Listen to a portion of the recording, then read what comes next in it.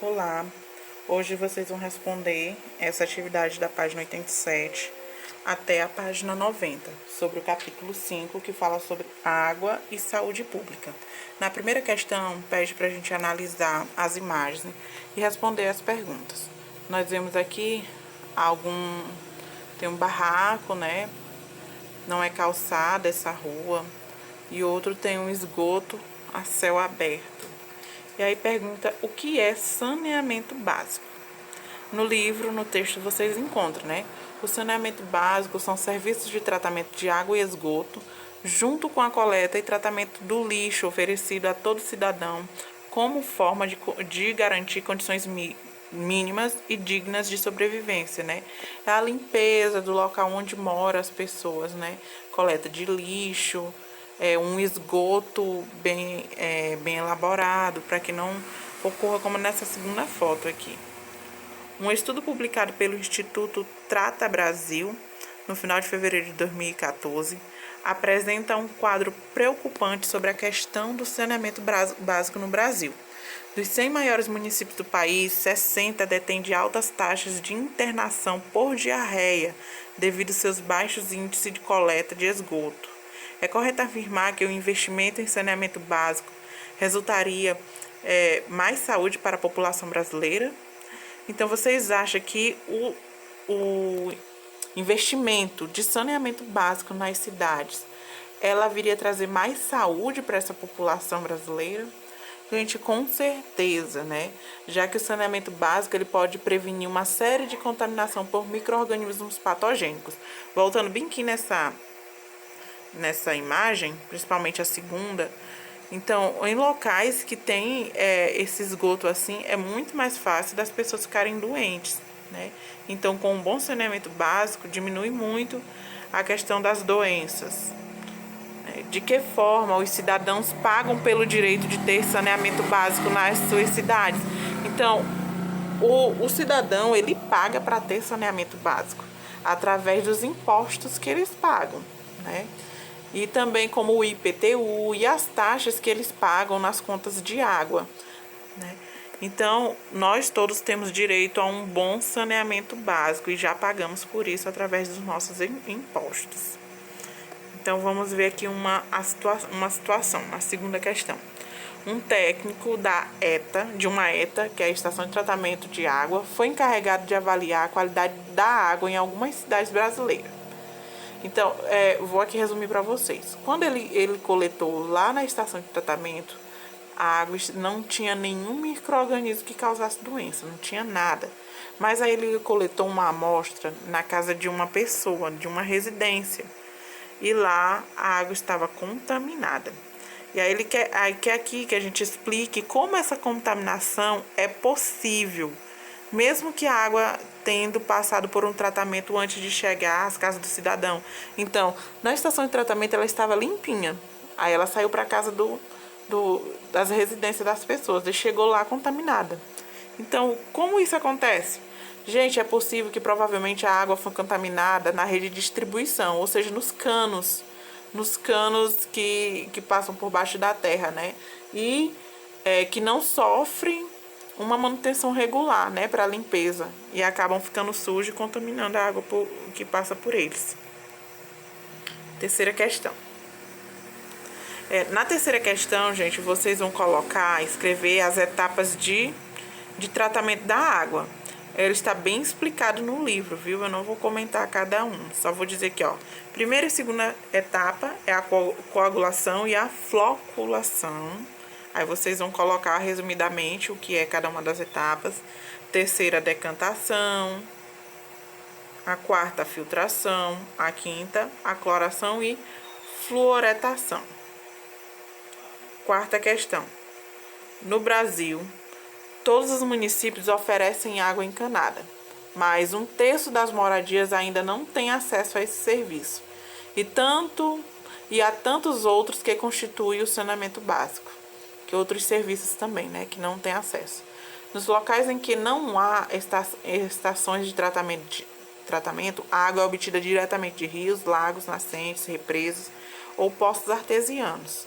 Assim, de que forma essas pessoas podem tratar água em casa? Então, eles não têm estação de tratamento de água, né? E a água está vindo direto desses locais, né? Rios, lagos, nascentes, e elas podem estar contaminadas.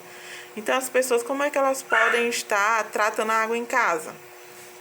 Fervendo a água, que vai matar os micro-organismos, e depois filtrando para retirar as impurezas, como os ovos de parasitas e vermes. Quinta questão. Associe as etapas do processo utilizado nas estações de tratamento de água com o procedimento. Então, o primeiro procedimento aqui é a filtração, o número 1, vocês vão colocar nesse segundo aqui. Vocês estão vendo aqui como ficou distribuído, né, os números. A filtração é quando a água é filtrada para a retirada de partículas grandes de sujeira. Na segunda, que é a floculação, o sulfato de alumínio é adicionado para as partículas de sujeira que elas se juntem, né, formando pequenos coágulos. Então, gente, o sulfato de alumínio, ele faz com que essas partículas de sujeira elas se juntem para ficar mais fácil de retirar. Aí a terceira etapa, a água fica parada para que os flocos mais pesados se depositem no fundo.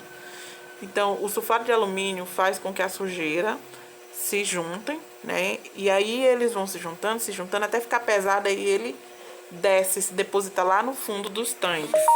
Aí vem a quarta etapa, né, que é os filtros de carbono. A água passa pelos filtros formados por camadas de areia, carbono e cascalho. É uma filtragem, gente. E depois, por último, vem a desinfecção, que é a adição de cloro para eliminar os germes nocivos à saúde. Aqui também é colocado flúor, né, que é para a saúde dos nossos dentes. Sexta questão. Em uma das etapas de tratamento de água, acrescenta-se sulfato de alumínio. E aí aqui, gente, tá mostrando quando eles adicionam esse copo do meio, né? Colocou o sulfato de alumínio e ele mexeu. Aí então agora ele quer saber como se chama essas outras duas etapas depois que coloca o sulfato de alumínio. O sulfato de alumínio, como eu falei na questão anterior, é para que a sujeira comece a se juntar, granular. Então vem esse primeiro copo, né, que é chamado de floculação, no qual a sujeira ela vai se juntar, formar flocos, e depois sedimentação. O último copo, o terceiro. A sujeira ela vai se depositar no fundo. Sétima questão. Além de grudar nas brânquias dos peixes e nas penas das aves, explique o grande problema associado a derramamento de petróleo em oceanos, mares e praias. Cite as consequências desse efeito para o ambiente e para as pessoas. Então, o que é que pode causar, quais as consequências de quando ocorre um acidente de derramamento de óleo, de petróleo nos oceanos, né? O petróleo, gente, forma uma camada preta que impede a luz do sol chegar até as algas. Então, o sol, ele é muito importante para tanto os animais como as plantas aquáticas, né? E com essa camada preta de óleo, o sol ele não consegue chegar. Principalmente nas algas, as algas são um tipo de vegetal, né? Que precisa de sol para fazer a fotossíntese e construir o seu próprio alimento. Aí assim, se eles não têm sol, não conseguem realizar a fotossíntese. E a consequência disso é a desnutrição da cadeia alimentar aquática.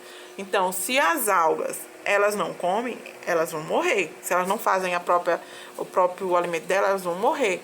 Os animais que se alimentam das algas vão ficar sem alimento, vão morrer também. E assim sucessivamente pode acontecer com as espécies, né? E prejudica os seres vivos do local e até a alimentação de nós seres humanos. Se os peixes acabarem morrendo, nós vamos ficar sem peixe para comer. Oitava questão.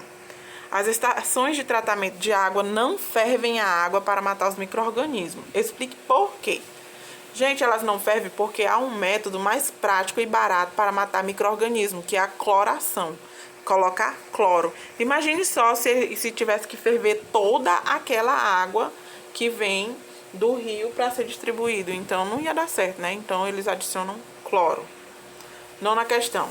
No Brasil, As enfermidades transmitidas pela água contaminada são uma das principais causas de mortalidade infantil até 1 ano de idade. Então, muitas crianças, antes de completar 1 ano de idade, morrem porque eles tomam água contaminada.